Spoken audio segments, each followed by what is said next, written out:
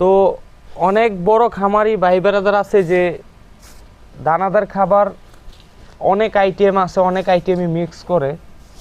তো তারা মূলত হয়তো ঘাসের সংকট থাকে এবং অনেকে আছে গরু বেশি, যে কারণে সব গরুকে ঘাস দিয়ে পারে না, যে কারণে অনেক প্রকারের দানাদার খাদ্য মিক্স করে থাকে।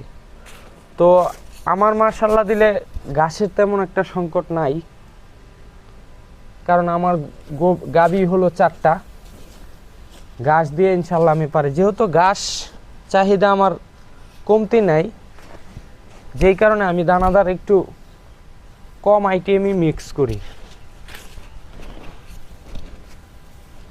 তো আপনারাও চাইলে এইভাবে মিক্স করে নিতে পারেন।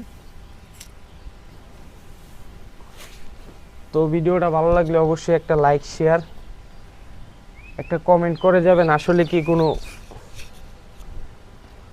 আমার ভুল হচ্ছে কিনা, কিংবা দানাদার মিক্স করাটা সঠিক আছে কিনা। তো সবাই ভালো থাকবেন, আল্লাহ হাফেজ। তো অনেক বড় খামারি ভাই বেড়াদার আছে যে দানাদার খাবার অনেক আইটেম আছে, অনেক আইটেমই মিক্স করে। তো তারা মূলত হয়তো ঘাসের সংকট থাকে এবং অনেকে আছে গরু বেশি, যে কারণে সব গরুকে ঘাস দিয়ে পারে না, যে কারণে অনেক প্রকারের দানাদার খাদ্য মিক্স করে থাকে।